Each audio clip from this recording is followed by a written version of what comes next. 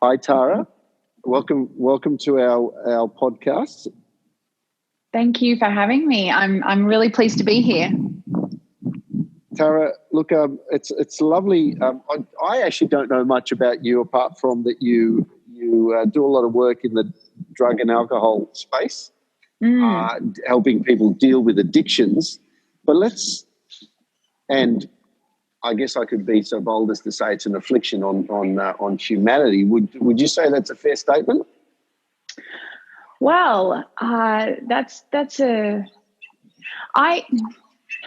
my brain just went into a spider web because there's so many ways that I could respond to that. Start from the beginning. Yeah, I guess one thing that I have definitely come to realize over the years is that essentially addiction or substance use is not the problem. It's a symptom that shows that there is a problem. So what tends to come from my work with addiction is that there's this real underlying inability or misunderstanding or perhaps a lack of skills around how to manage stress and distress and other big feelings or emotions.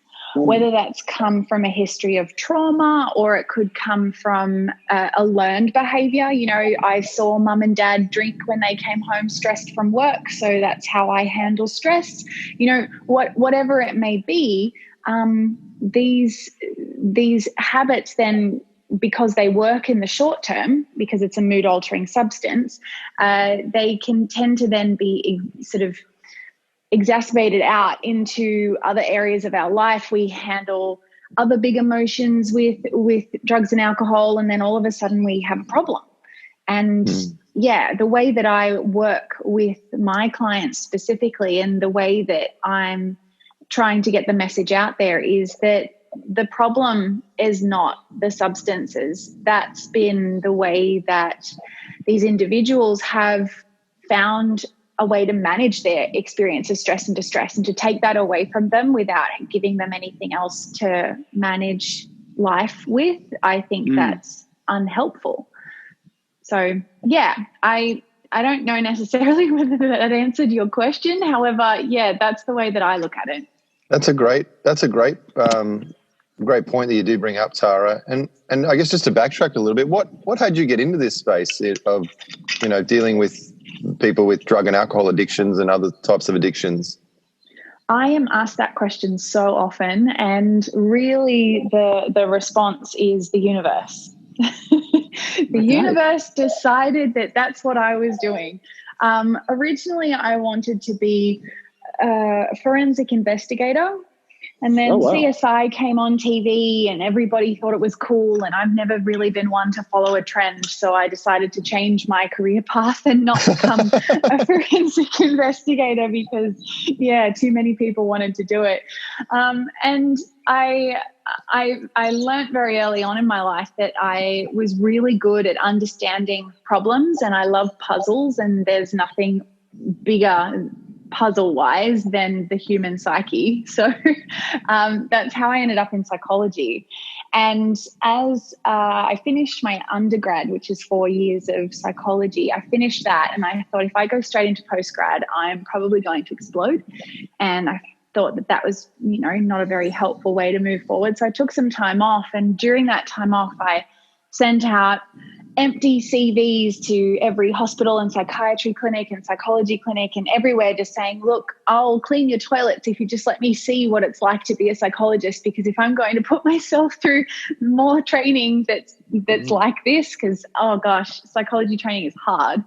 I thought I really want to make sure that I'm doing it for the right reasons and that I really want to become a psychologist.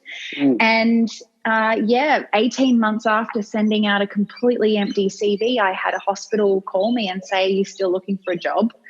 And I said, yes. Would you like to interview me? And they've gone, yeah, okay.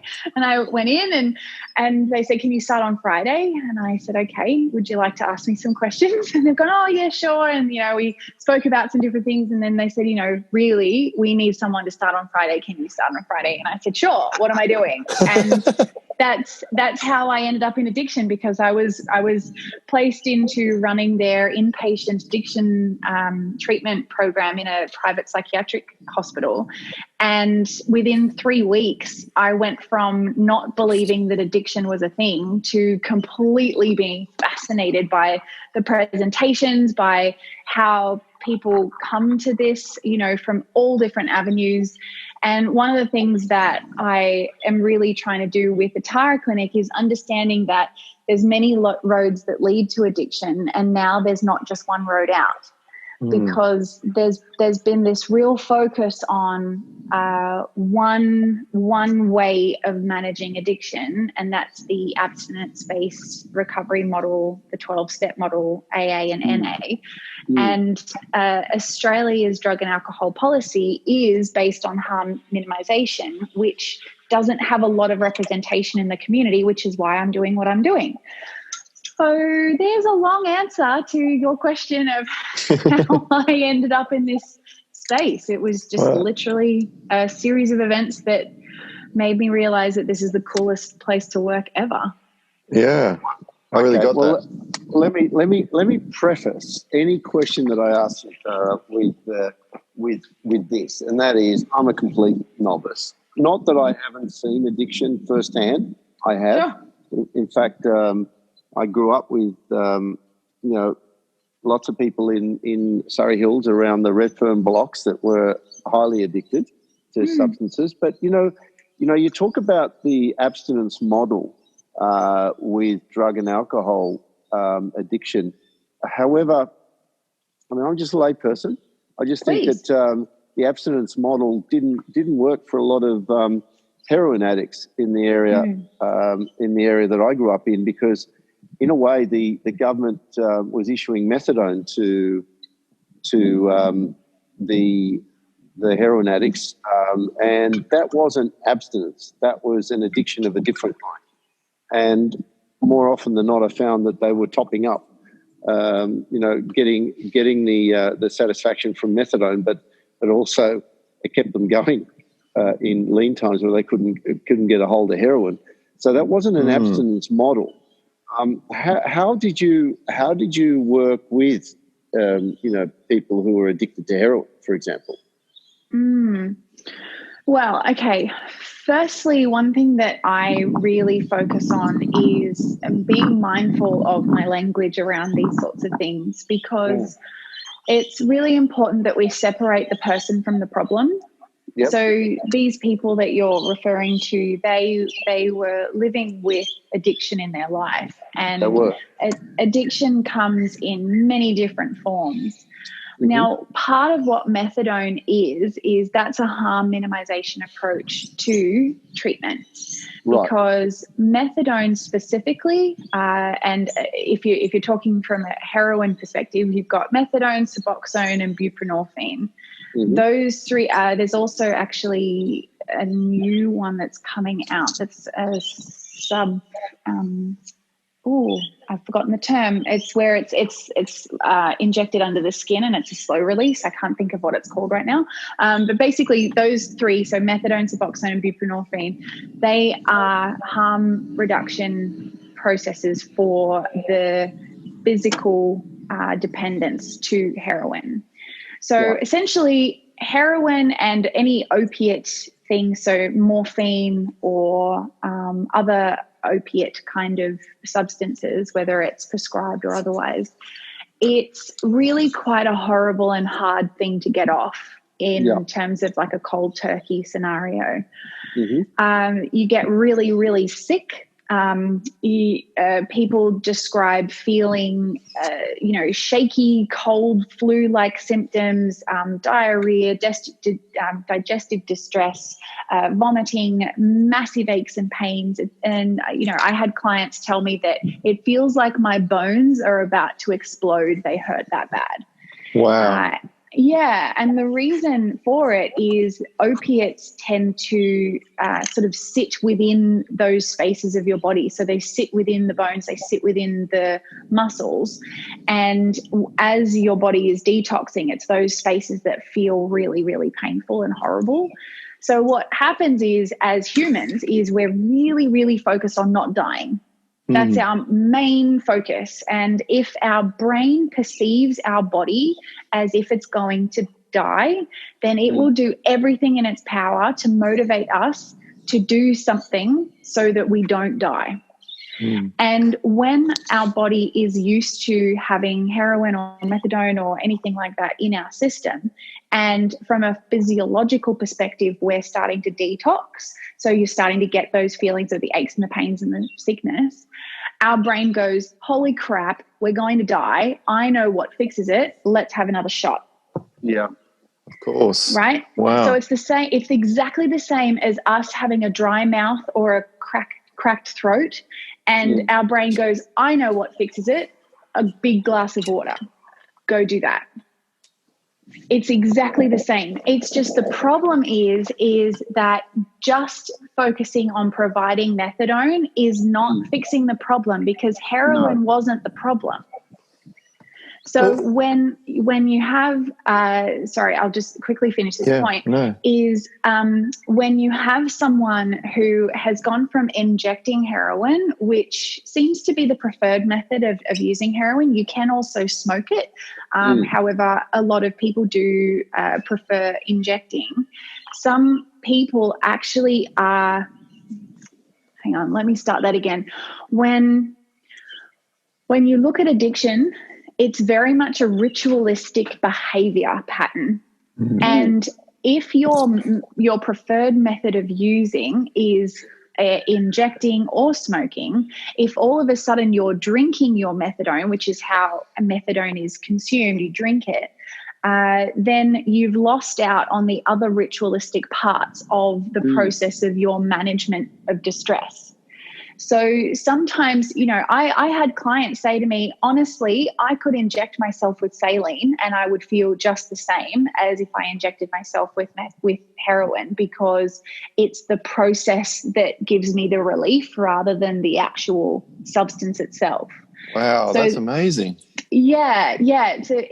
There's so much. There's part of what I think is important about the message around addiction treatment is ensuring that you go to someone that has many years of experience in working with these presenting problems, because there are so many intricate parts to this presentation that if you're with someone who perhaps doesn't have that much experience in this area, these little things can be missed. So, just as a side note, it's really important that people seek out treatment with someone that really has a lot of experience in this area.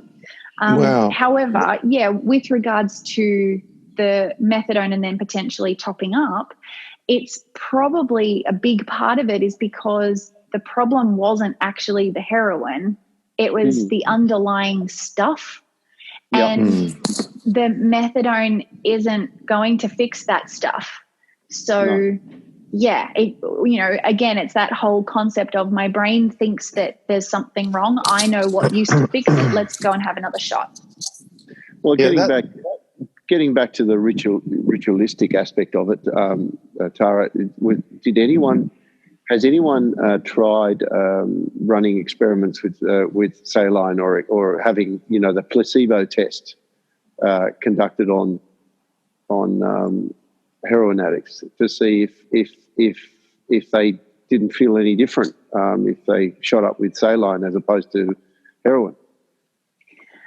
To my knowledge, I don't know of any specific research that's done with regards to that setup. However, again, it's just important that we understand that it's harm minimization. The purpose of methadone is to reduce the risk of harm to the individual as well as the community. Yeah. So what changes when we go from heroin that is bought through the drug trade? It's very difficult for someone to truly know what's in it. It's very difficult for someone to truly know what potency they're actually having, because quite often it can be cut with different things. One time you might get something that's really super pure and the next time you get something that's only half strength. So accidental overdose is a really big problem with regards to any drug use, whether it's heroin or methamphetamine or MDMA or cocaine or alcohol or anything like that. Accidental overdose is a really big problem. So what the methadone specifically does, along with Suboxone and buprenorphine, is it's highly, highly regulated. So that means that it's made to a certain set of standards. If you have 24 mils as your prescription, it doesn't matter who you get dispensed by, as long as you're being dispensed by someone that, you know, is like the pharmacy or the dispensary clinics in the community, you will know exactly what you're getting because every milliliter is accounted for in every state and territory in Australia. What's coming up for me out of this is how does, and this may be naive, Tara, but how does somebody get addicted on heroin? Like I've dealt with addictions in the past, but never heroin. And how does somebody get to that? Do they just start with that? That's just the one they start with, or is it an escalation process, or how does that happen? Trauma and disconnection are the gateway drugs for drug use and addiction. So trauma and disconnection are the gateway drugs. Yeah. Really? So it's okay. Can you explain that further? Yeah. So if someone has experienced trauma in their younger years or potentially experienced a significant trauma in their adult years, or they are experiencing sort of chronic disconnection from others, from their purpose, from drive, from all of those things, or even from themselves, that's essentially what turns on the desire for finding something that helps to either separate from your distress or find true connection. Because essentially what I talk about with my clients is when you're going into early recovery, you're actually going to be experiencing significant grief process.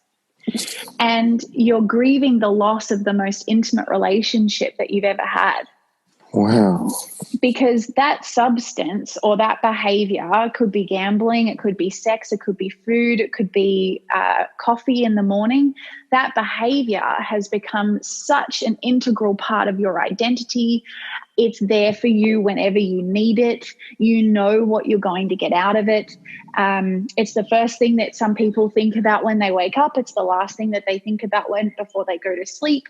They spend a lot of time during the day either thinking about it, planning, finding it, using it, or being intoxicated or coming down. So it takes up a lot of time and energy, and it becomes very intimate, very intimate, more intimate than your intimate partner. Wow, that's why. Is that why my when I broke up with coffee, it really knocked me around for 5 days?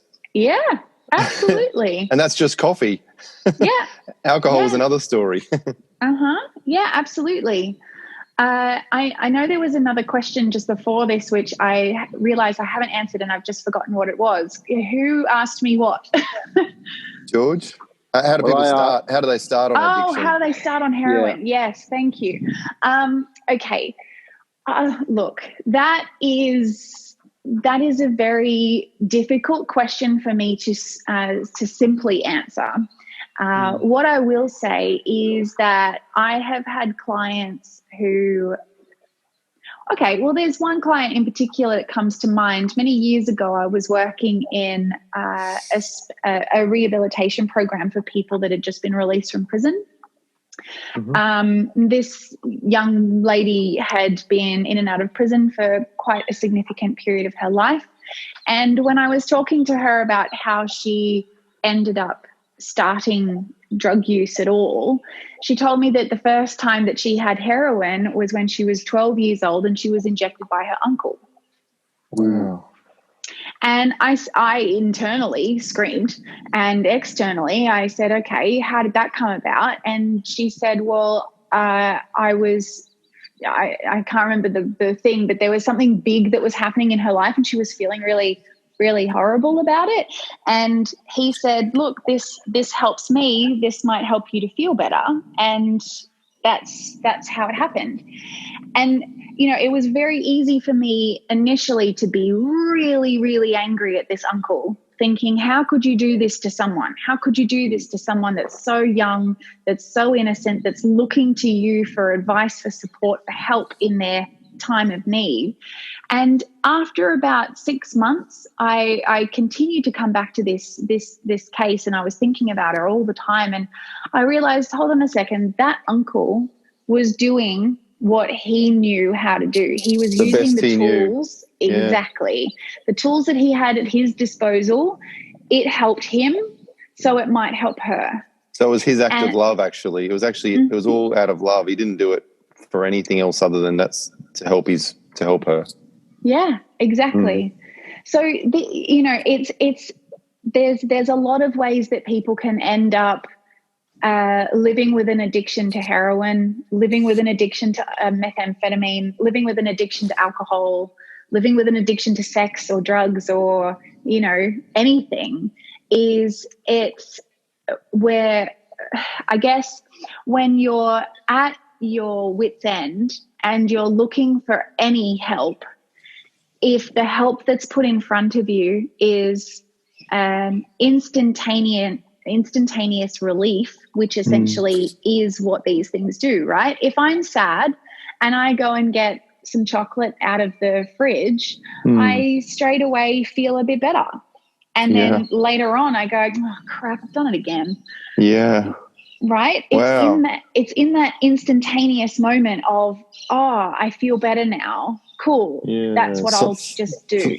For some people it's shopping, for some people it's gambling, or it could be anything. It's just whatever that is. And it's probably, I've probably got a heap of things that I do because of those reasons. And so some good habits, some bad habits. Well, if we can just move away from good and bad, it's helpful and unhelpful. Gotcha. Right? Tara, it's very interesting. Sorry to interrupt, but you're right. It's very unhelpful to make it right or wrong or anything like that because I guess addiction. You could argue that addiction is part of the human condition, always has been, in one form or other. But I reflect on, for example, the cultural history of many societies around the world over hundreds of years, where certain drugs or opiates or whatever were taken, by the group to hallucinate or have a spiritual experience. But addiction wasn't a natural result of that. It was a culturally accepted practice that happened every now and then during celebratory periods. And addiction was not the result of such behaviour. So is addiction a natural result of taking, it's not really, I guess it's not, because if I look back at, my own personal use of alcohol, I enjoy it. I probably even overindulge a little bit, but I don't think I'm addicted to it because I'm not drawn to it every minute of the day. So what makes some people become addicted and others not? Okay. Just before you go into that, Tara, I just want to suggest something on that, George, that I was addicted to alcohol for quite a number of years, and I wasn't thinking about it every second of every day, but it was every night. So when I'd finish work, I'd be looking to go and get my bottle of red, and it was all because I loved red wine. I could make red wine because I just love red wine so much. That was what I would, that's how I justify it. But really, I was just trying to numb myself, and that's how I was coping with my situation. That's an addiction, is it? If you use it every day? Yeah, I was using it every night. That was it'll be a couple of glasses with dinner, but that, of course, you can't leave a bottle half drunk. It's just never as good the next day. So I end up, finishing it. And so that was a coping mechanism, which, I've now been 18 months since I've drunk regularly. I've had 4 half glasses in the last 18 months, and it's certainly been something that I really relied on. I was relying on, and I wasn't able to stop the habit. I switched the habit. And somebody said something once, to replace a bad habit with it, or an unhelpful habit with a helpful habit. And that's just what I did. I switched to herbal teas, and that's how I dealt with it. But I certainly wasn't thinking about it every minute of every day. That's all I wanted to mention. Well, I guess that's the question that I'm asking. When does it become an addiction? Yeah. Well, if I go back to a point that you made around the different cultures having, perhaps hallucinogenic or opiate experiences as a group, and that it was culturally acceptable. Alcohol is culturally acceptable in Australia, yet we have a lot of addiction with regards to alcohol, just like what you were just saying there, Barry, that was a thing for you. So it's important to remember that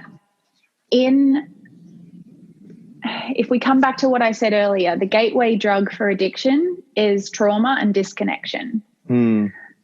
So if I am seeking out a way to disconnect or numb or run away from my responsibilities or my distress or my relationship or whatever it may be, right? If I'm seeking out something to remove myself from that experience, and that this is the only way that I've worked out how to do it, or this is the way that I lean on most, then there's potentially a problem there. The DSM-5, which is the Diagnostics and Statistical Manual for Mental Health Disorders, it has very specific criteria that you need to tick off to basically be diagnosed with any kind of mental health disorder, including different addiction and substance abuse quote unquote disorders. I don't like that word. However, that's what it's called. I don't have the book in front of me. However, if I was going to read it through to you, you would probably say, wow, every single person that I know would meet the criteria for alcohol abuse disorder. I can pretty much guarantee it. Yeah, absolutely. However, one of the biggest things is that it's important to be mindful that if something is getting in the way of your health, your safety, your ability to engage in work or school, your connection with your relationships, whether that's romantic relationships, friendships, or parenting responsibilities, if someone, a medical professional has suggested to you to cut down or stop, and there have been attempts to stop or cut down in the past that have been unsuccessful, then chances are there is a bigger problem here than just simply having a glass of wine at night and enjoying it. I just got that I'm addicted to my phone now. Hugely. A lot of us are. And I guess that's part of what I'm really wanting to bring to the attention of people in our current circumstances. We were going to be doing this podcast together. However, now because of the situation, we're all separate. There's a lot of reliance now, even more so than before, on internet, on our phones, on screens. And I think while it's important for us to all be looking at, okay, how do we remain healthy and well during this period of self-isolation, for me, one of the most important things is how do we plan for the reintegration back into a connected society? Because that's, as I said to you, the gateway drug for addiction is disconnection and trauma. Well, we're in a pretty traumatic experience right now with a lot of people in Australia losing their jobs or, having uncertain financial security, and also we're isolated. So double whammy. Add to that the government has decided to make bottle shops an essential service, so they remain open. right? So from a cultural perspective, this is a big deal. So how do we build up this connection within the disconnection so that when we can reconnect, we do it? Yeah, the yoga studios have been closed. I've got friends that own yoga studios and they've had to close them, and that's the very thing that could probably be really, really useful right now. Hugely. So I guess addiction is everywhere. Given what you're saying, I mean, disconnection and trauma. We all carry a little bit of that with us. Absolutely. And it comes down to who our parents are and were, and who were the significant others in our life growing up. If we had that neighbor that was really brilliant at handling life, and that neighbor was where we spent a lot of time after school, we still were learning how to manage ourselves, even if home was a complete shitstorm, right? Wow. If we had a teacher that truly believed in us and gave us their attention and, really helped us to understand what our needs were and helped meet our needs without any expectation or anything like that, then again, we learned that is a thing that is okay, even if home was a shitstorm. So it's about understanding that in the first, the ACEs score is adverse childhood experiences, and that goes, those questions are looking at your first 18 years of life. However, really, whoever we were learning from is probably how we're handling things now. So with children, for example, growing up and who didn't have that helpful neighbour or someone else in their life that kept the ship steady, and were growing up in an environment where the parents were off with the fairies with one addiction or another. I take it with what you're saying, it's a natural result that they would take on the same behaviours. It's not necessarily causation or correlation. It's more that we are social animals. And as I said before, what our brain really works hard at doing is not dying. So back in the ugh days when we had saber-toothed tigers trying to kill us at our cave, if I was left behind or if I was isolated from my group or my family, then I was potentially going to die because I might be eaten or I might not have enough food or shelter, because back in the ugh days, we shared everything. The responsibilities were shared, everything was shared. So when you think about this sort of saying that you are the average of the 5 closest people to you, it really rings true on an evolutionary perspective. And when we're little, the 5 closest people to us are usually our parents, our siblings, and our school teacher.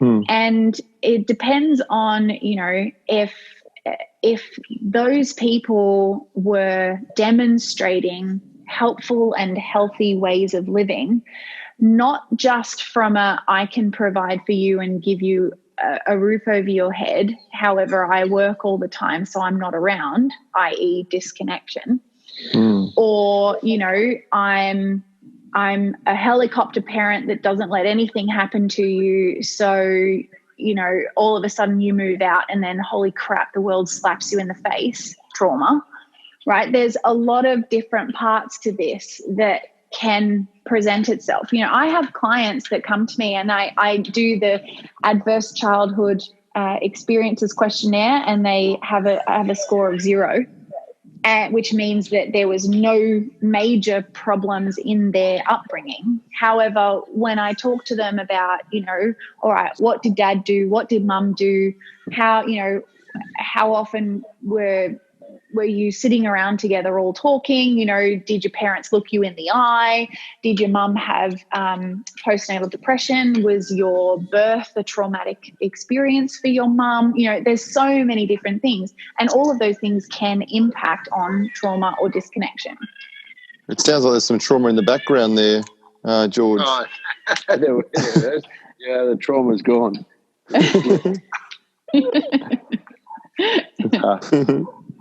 But I think it's interesting because growing up, my father was a heavy drinker, and invariably a lot of it ended up causing trauma in the house. For me, as a child, I used to find relief in books,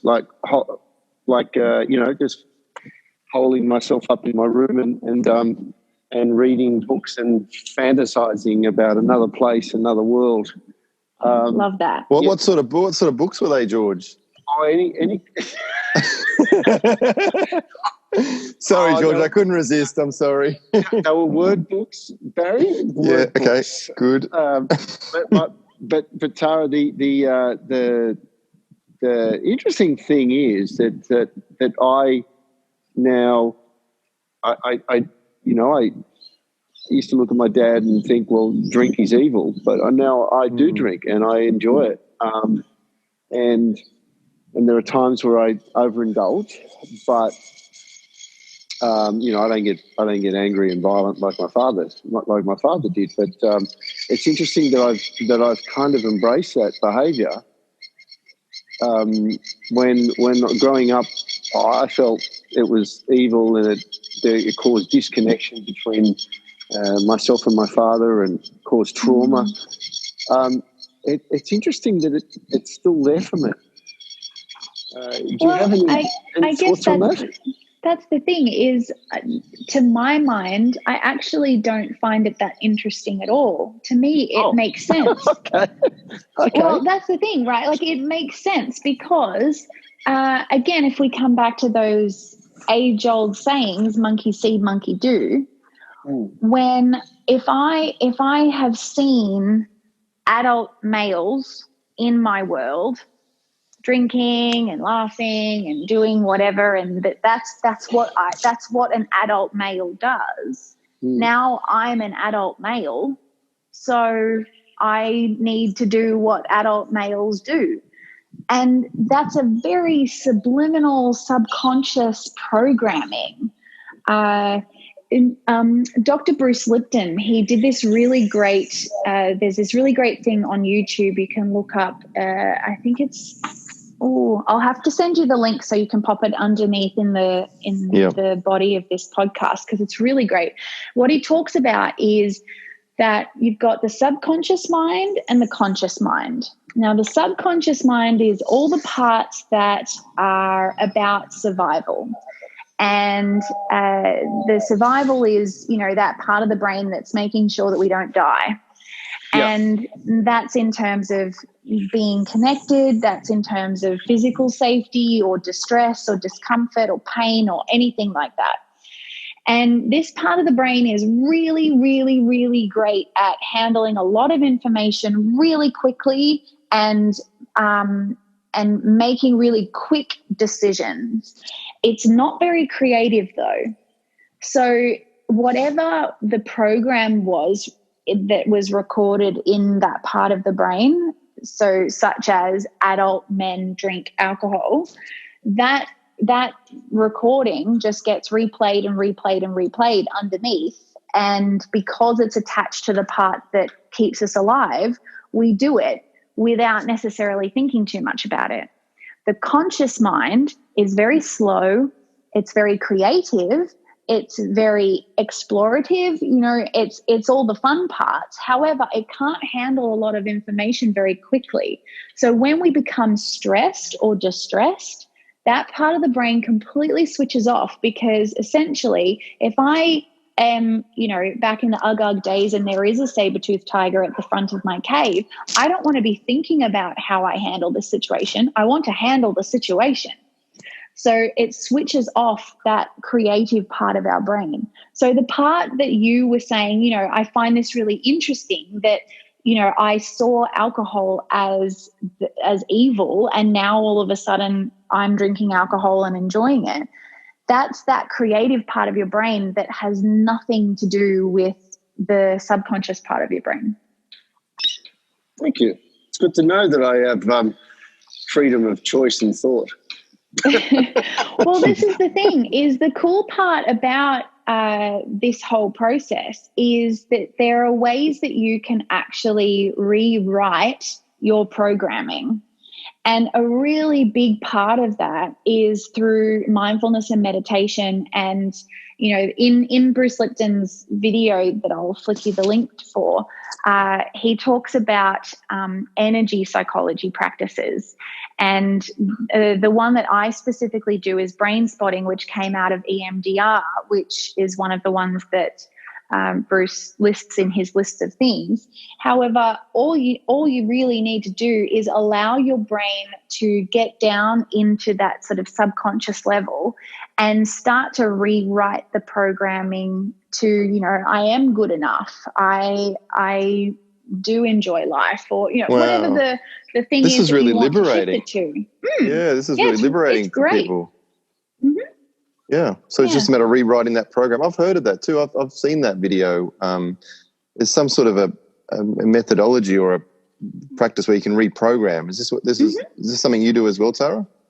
Yeah, absolutely. Part of my outpatient program, Empowered Recovery, has brain spotting as part of it, because there's only so much that we can do with talking, because that's, again, that conscious part of the brain. Absolutely. I mean, sorry, I just had a tickle. Oh, good.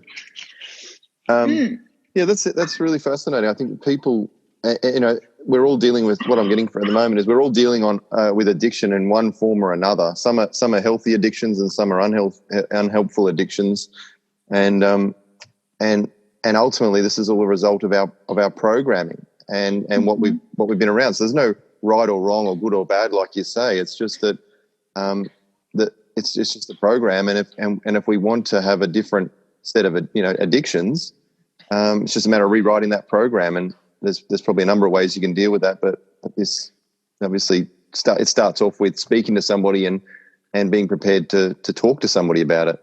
And instead of for me, I just want to share something about when I was into drinking the bottle of red wine every night, and I didn't want anybody to know that. I was really ashamed of that deep down. So I would always just say, I have a glass of wine with dinner here or there. But I was actually deep down, I was ashamed to say, I wouldn't tell people that I really have pretty much close to a bottle every night, and I'm really dependent on it. And it wasn't until I think my wife was walking the kids home from school one day past the bottle shop, and they waved at the guy in there, and he's like, "Hi guys," and they knew who he was. It's like, what's going on here? How come my wife's thinking, why do the kids know the bottle shop owner? Because they've been going in with me. And it really got me present to that there was nothing necessarily wrong, but that's also what I'd grown up with being normal, and it was a social culture as well. So there's nothing wrong with it. It's just that, if it's not working, and that it wasn't until a few years ago that I really discovered that it really wasn't working for me, although I had an inclination. I guess when you say that you started this interview with the universe got you to become a therapist and do what you're doing, Tara, but in many respects, the universe had been speaking to me saying, I don't need alcohol, doesn't really work for me from a young age. This has been many years, probably since I was about 20. I remember, just having this thought in the back of my mind, just a little thought going, you don't need this. And I was like, I can't see a way out. All my friends do it. It's our social. It's everything. It's like, and I remember having the internal conversation with myself, and I just kept downplaying it. But deep down, I've known for a long time that it's just something that doesn't work for me. And that insight is probably the most helpful and important part in the whole process, because it's not until we open our eyes that we're able to actually walk around the pole rather than walk into the pole.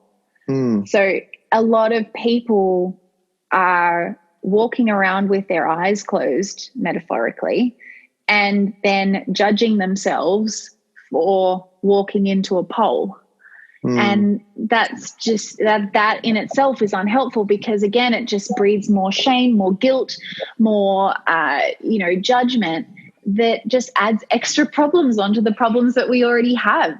And to me, that's not, it's not helpful. It's something that I actively avoid with my clients.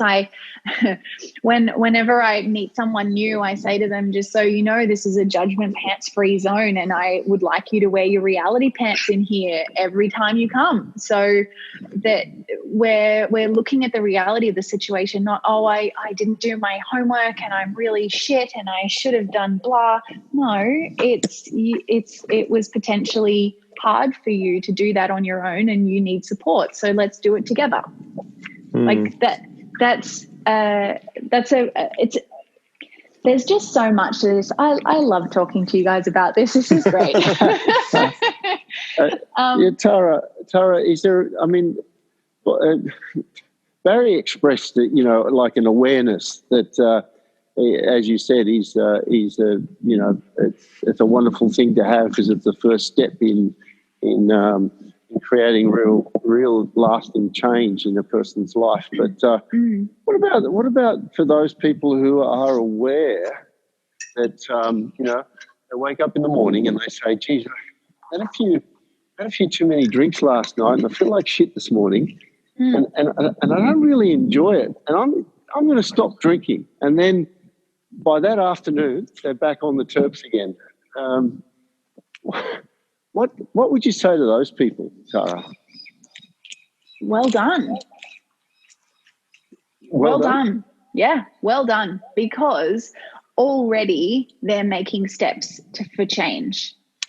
Really? By waking up in the morning and acknowledging that yesterday wasn't really what I want to do, just that there is already a massive step in a helpful direction.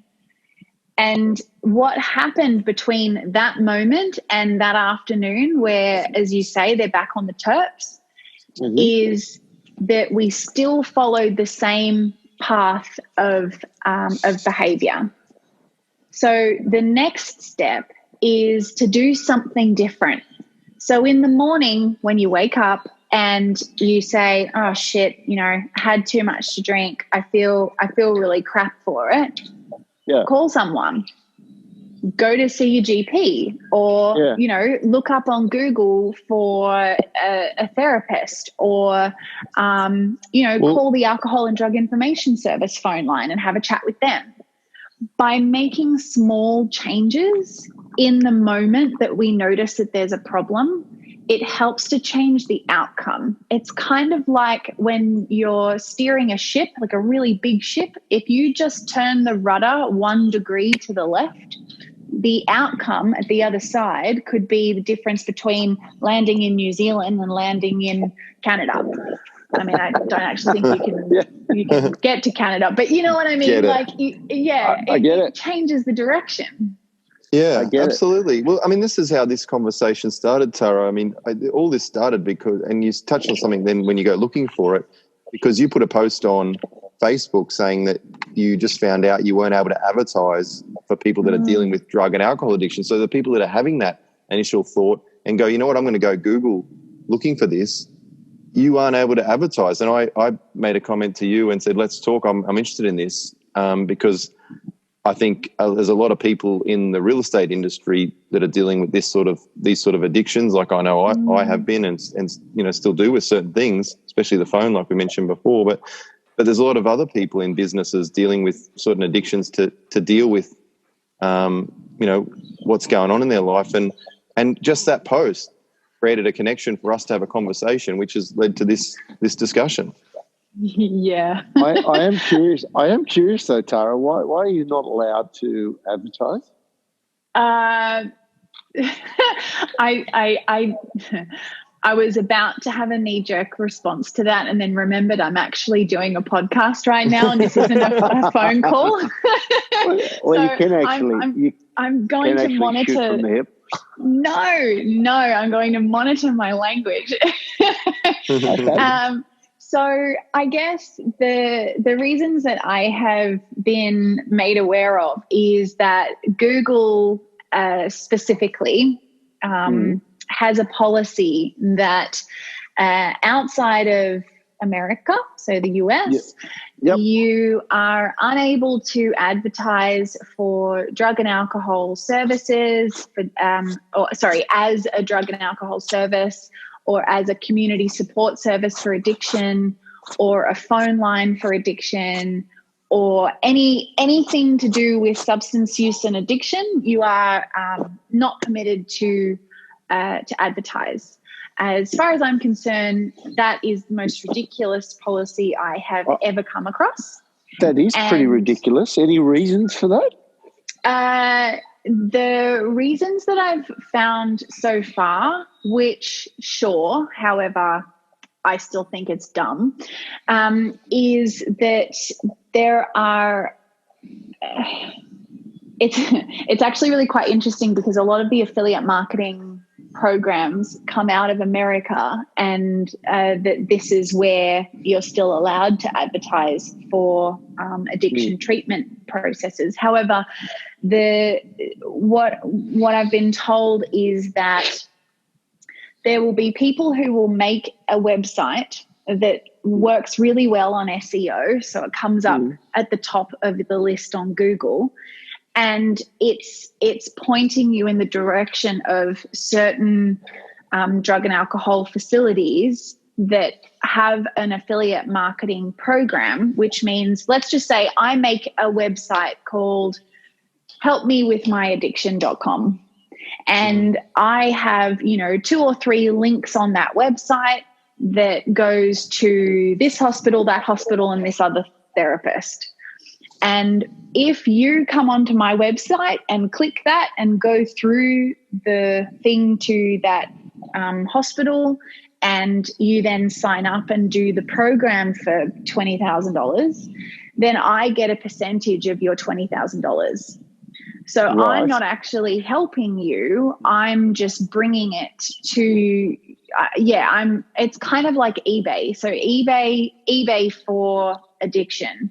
So if I go to eBay and I want to buy a mug, eBay gets a percentage of the price of the mug because eBay brought the attention to me that mug was for sale. So because of a lot of people making a lot of money off these affiliate marketing programs, again, I don't understand it because the majority of these programs are based in America. However, it's apparently because of that nobody outside of the US is allowed to advertise on Google. Well, isn't it? Wouldn't they, if they want to make money, wouldn't they just increase the cost of the ads so they make money that way through the ad spending? It's not about Google making money. It's about random people making money off vulnerable people. It doesn't make sense because the outcome's still achieved. Whether I buy a mug from eBay and it's brought to me, like I'm brought to the site through an affiliate website that recommends that mug on eBay, the outcome's still the same. I get my mug. I want my mug. I get my mug. With an affiliate program, it doesn't matter. It matters not that you recommend a particular program, that's put on by a third party, because I need that program. I want that program. I get that program. I agree with you. Okay. Yeah. So I'm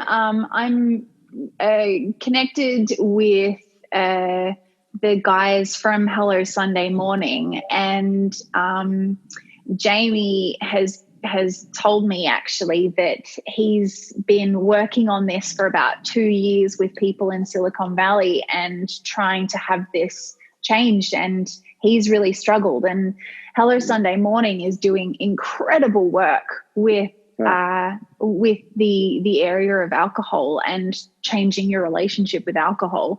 Their Daybreak app is just awesome, and the government has just recently funded their app. So now people can use Daybreak for free rather than having to pay a membership fee, which is brilliant. And like I didn't know that he'd been doing this for that long. However, he hasn't been able to make any headway. So it's a problem. It's a real problem because it's the way that I described it. I had a lot of people on that post that you're referring to, Barry. I had a lot of people say to me, just do better in your SEO on your website and you'll be at the top of the list for people who Google you. And my response was, sure, that could work. However, if we use the metaphor of a garage sale, if I just have a really awesome shop front garage sale on my street, yes, people will potentially drive down my street and find it and, come and buy something from me. However, I'm more likely to get more people come if I put up signs outside of my original street. So with advertising and marketing and branding and all those things that I'm working really hard to do, I want to try and put this in front of as many people as possible, because we need prompts sometimes to realize that actually there was a problem. You mentioned that one of the prompts was your kids were able to sort of know the bottle shop guy by name. And that was a prompt to kind of go, ooh, something's not so right. So perhaps having a video of me going, hey, is this a problem? I have a thing, however they do it with the inflatable arm flailing tube men kind of, car sales places. That might be the kind of tip off to go, oh, actually, I have been thinking about doing this for a while. I've been trying and it's been hard and it hasn't been working. And all right, I'll give this person a go. Yeah. Yep, the ability to be able to target somebody who's already in that frame of mind, who's seen those cues, but just haven't found that direction that's going to really work for them. Yeah, and not everybody who has a problem Googles, how do I stop my addiction? No. It's not that easy and it's not that simple, because there is so much shame around the word addiction.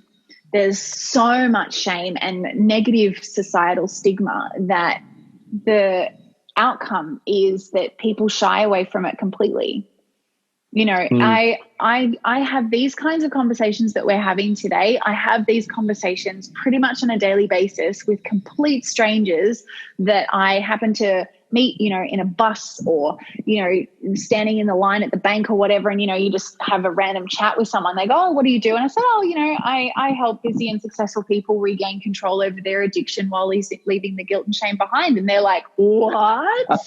Tell me everything. And then I start talking to them and they go, oh, I've had this problem with this, and my mum has this problem with that, and my neighbor has this problem with this. And because it's not spoken about, nothing really happens, nothing changes.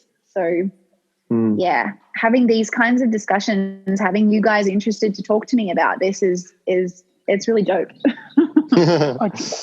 Dope. You sound so American.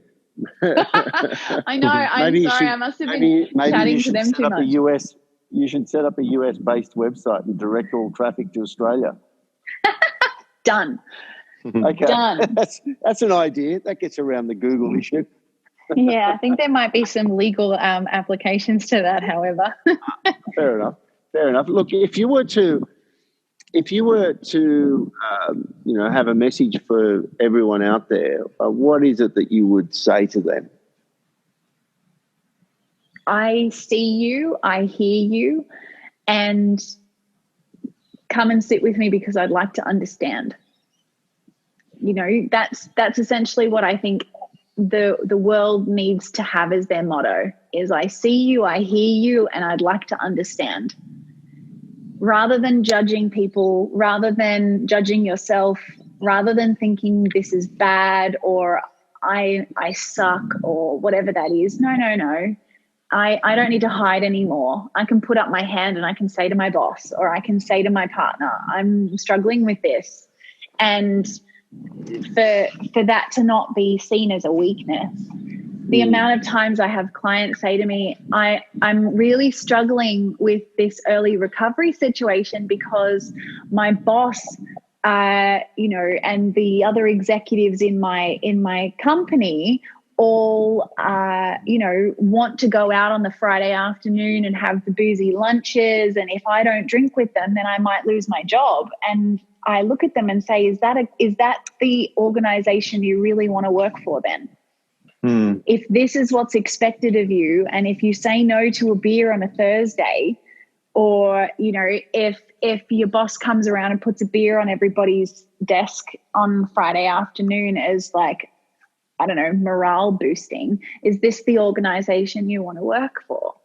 And a lot of what I'm doing is trying to get to those top level executives and say, hey guys, culture starts with you. And if the culture that you're bringing to your people is one of boozy lunches, of expectations that they need to drink with you and drink each other under the table, or the way that you have the way that you build up relationships is through getting each other really drunk, this is not helpful, because there will be a lot of people in your organization that are having problems with alcohol that are trying to change, and that this behavior is really impacting them. So, and it's impacting their results actually on that, Tara. I know from when I've stopped drinking alcohol 18 months ago, what I've actually noticed is my family unit has gone from one where it was falling apart and breaking apart. So now the family unit is like, my relationship with my wife is like better than it was when I first met her back in 2001. Like it's better now because I don't drink. My relationship with my kids, I actually have time for them now when it's bedtime, and I've got a lot more patience. I'm not just rushing them off to bed so I can get into my wine, and they've really noticed it. And from a productivity point of view, my sales business has doubled, more than doubled actually since then. So it's actually more productive for people not to have the unhealthy habits as well. So absolutely. it's actually from a business point of view or a top level corporate point of view. And I've switched those habits. So my habits now are more, rather than be late night drinking habits, it's more early morning meditation, jogging, and they're my habits now that I'm actually addicted to and I'm very much invested in.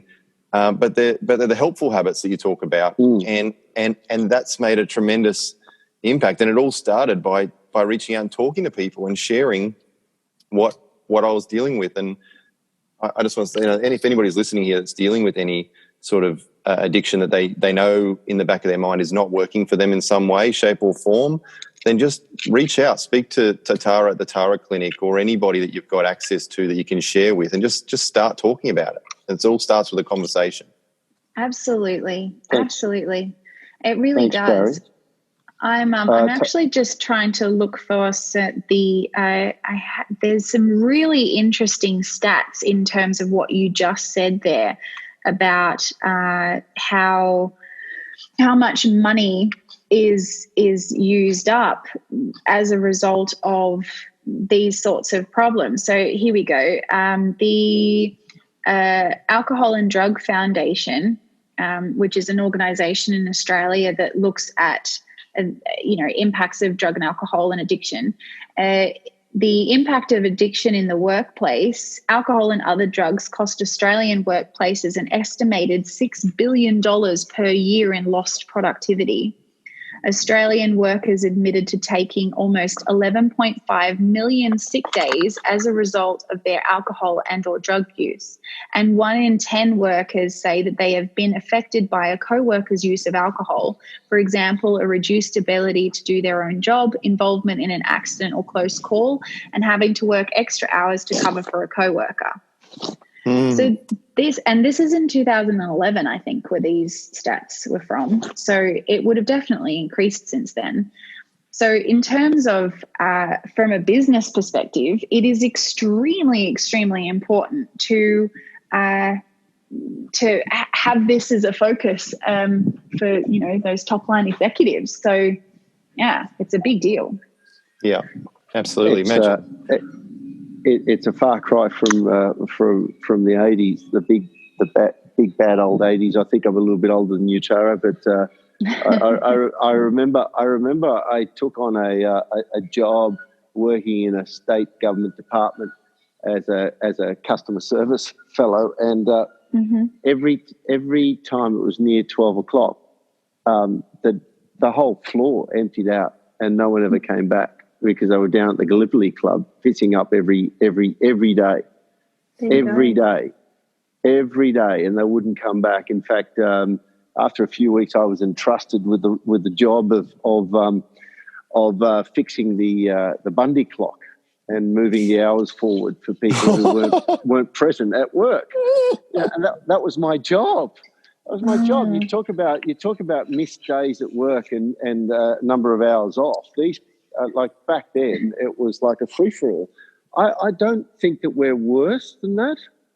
I don't think so, but I do remember, over the years being in business, really getting upset, having people, the staff call in sick, knowing full well that they just had too much to drink the night before, and they were too. Yeah. It was self-inflicted, and they just couldn't come into work, and the havoc that used to wreak on the business. That's amazing. What you said something then, George, as well about time, and it just got me present too to the time. I actually feel like I got a lot more time as well. So not only have I got a connection with my family is back united, and we laugh again, and it's an amazing unit now.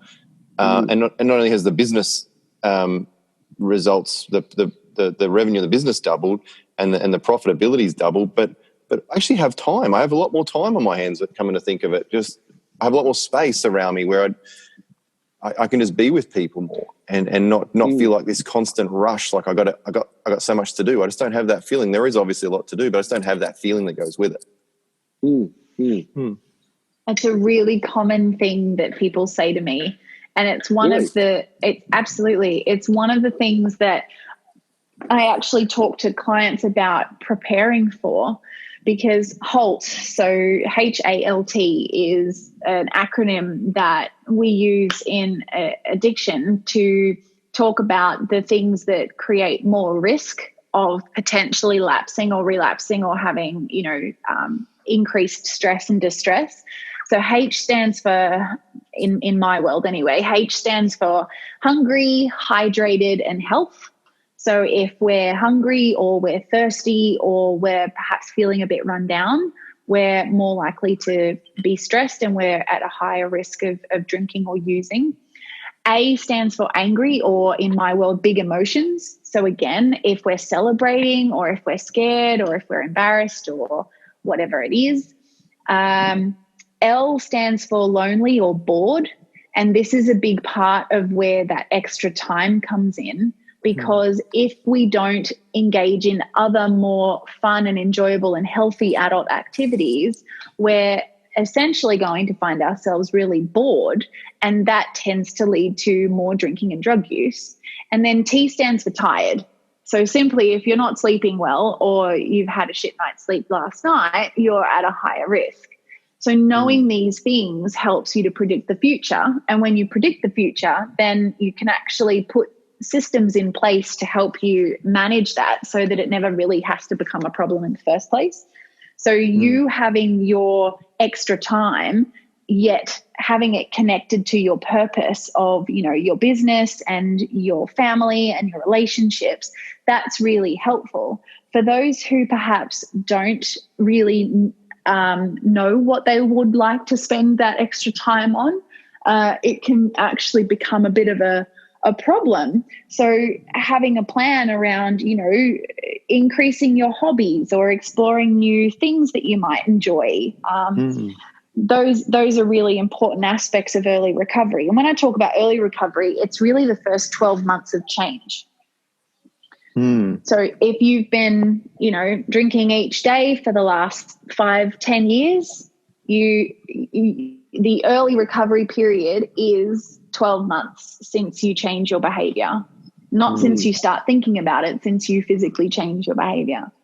Wow. So it's like it's a whole it's the beginning of a whole new chapter for you potentially, and discovering something you may not even know. Like there's so many things have been opening up for me that I had no idea would be possible or I'd be capable of. But new skills have been getting developed, and I'm actually really getting addicted to speaking to people, just having conversations with people, and it doesn't have to be around alcohol or anything else. It's just really getting interested in other people. It's actually so amazing, and what you discover. Like even this phone call, this interview, it's just amazing. Every conversation, somebody has something amazing to share and something to discover. And isn't it interesting? This is what connection is. Yeah. Right? Addiction is the opposite of connection.